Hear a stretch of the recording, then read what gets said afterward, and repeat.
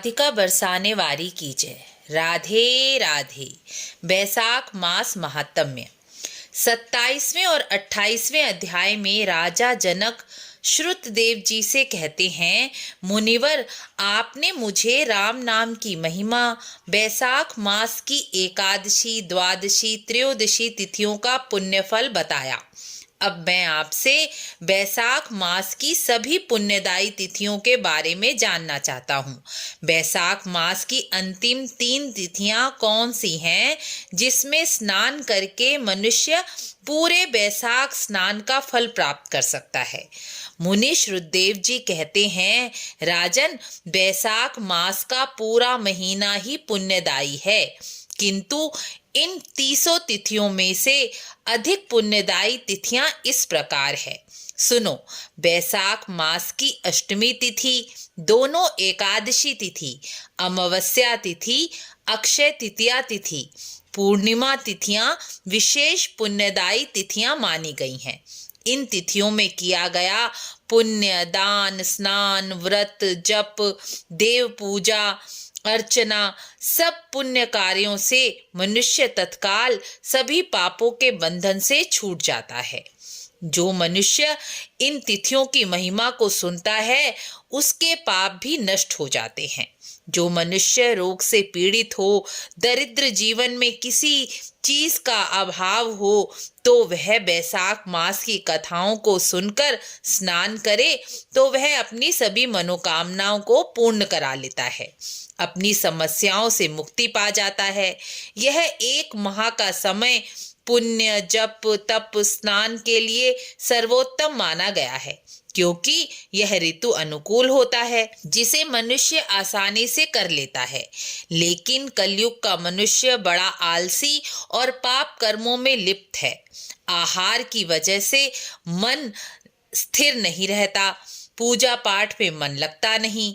इसलिए कोई कोई ही होता है जो बैसाख मास में स्नान, दान, जप, व्रत कर पाता है, वरना तो कलयुग का प्रभाव मनुष्य को आलसी और भगवान में विश्वास न रखने वाला बना देता है। बैसाख मास के धर्मों का पालन सभी मनुष्यों को, चाहे वह अपाहिज हो, साधारण स्त्री हो, विधवा हो, बालक हो, बूढ़े, युवा या रोग से पीड़ित दरिद्र ही क्यों ना हो, सबको ही करना चाहिए, ताकि बैसाख मास के धर्मों को करके मनुष्य अपने सभी पापों से मुक्ति प्राप्त कर सके।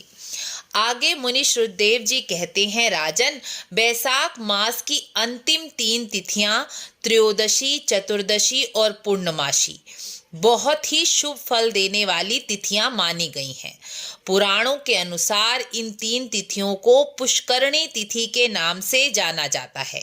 जो मनुष्य पूरे बैसाख मास स्नान नहीं कर पाते, वह यदि इन 3 तिथियों पे भी स्नान कर लें तो उन्हें पूरे बैसाख मास स्नान का फल प्राप्त हो जाता है।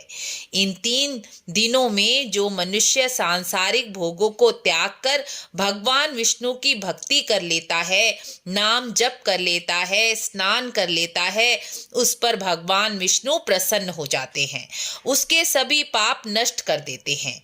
त्रयोदशी को संपूर्ण देवता इकट्ठे होकर स्नान करने वाले मनुष्य को पवित्र कर देते हैं, और चतुर्दशी को स्नान करने वाले मनुष्य के पापों तापों को तो स्वयं महादेव हर लेते हैं, और पूर्णमासी के दिन स्नान करने वाले मनुष्य को स्वयं भगवान विष्णु सभी देवताओं के साथ मिलकर उस मनुष्य को अपना परम पद प्रदान करते हैं, चाहे वह घोर पापी, ब्रह्मघाती, शराबी ही क्यों ना हो।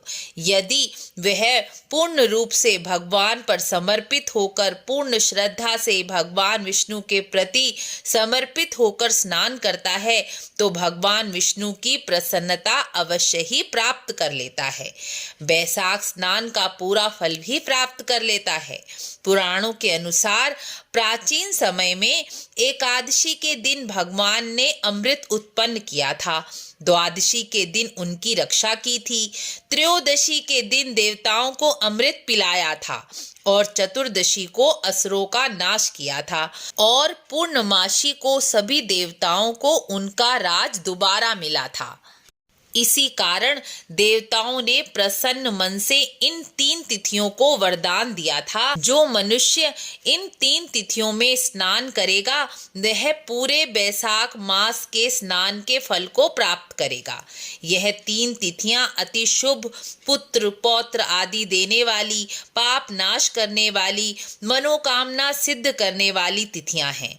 इन 3 तिथियों में बैसाख मास महात्म्य सुनकर स्नान करने वाला मनोवांछित फल को प्राप्त कर लेता है। जो मनुष्य इस परम सुख को देने वाला बैसाख मास महात्म्य की कथाओं को सुनता है वह परम गति को प्राप्त होता है। जो मनुष्य इन अंतिम 3 तिथियों में गीता का पाठ करता है वह प्रतिदिन अश्वमेघ यज्ञ का फल प्राप्त करता है। जो इन 3 तिथियों में विशेष विष्णु सहस्रनाम का पाठ करता है या सुनता है उसके पुण्यों का फल तो स्वयं नारायण भी नहीं कह सकते। पूर्णिमा के दिन विष्णु सहस्रनाम के साथ भगवान मधुसूदन को जो दूध से स्नान कराता है वह सभी पापों से मुक्त होकर बैकुंठ को चला जाता है। बैसाख मास में जो मनुष्य भागवत के एक श्लोक या आधे श्लोक का भी पाठ करता है तो वह भी मनुष्य ब्रह्ममय हो जाता है। बैसाख मास की अंतिम 3 तिथियों में जो मनुष्य भगवान की कथा बैसाख मास महात्म्य को सुनता है वह पापों से ऊपर उठा रहता है। जिस प्रकार कमल के पत्ते सदा जल के ऊपर रहते हैं उसी प्रकार मनुष्य पापों से हमेशा ऊपर उठा रहता है। इन 3 दिनों में पूजा, स्नान, दान से कितने ही मनुष्य देव योनि को प्राप्त हो गए, कितने ही सिद्ध हो गए और कितने ही ब्रह्म ज्ञानी हो गए। मनुष्य को काशी प्रयागराज में मृत्यु होने से जो मोक्ष प्राप्त होता है वह मोक्ष बैसाख स्नान दान करने से प्राप्त हो जाता है। इसलिए सभी मनुष्यों को बैसाख की अंतिम 3 तिथियों में अवश्य ही स्नान दान पूजन करना चाहिए।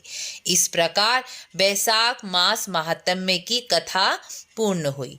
राधे राधे।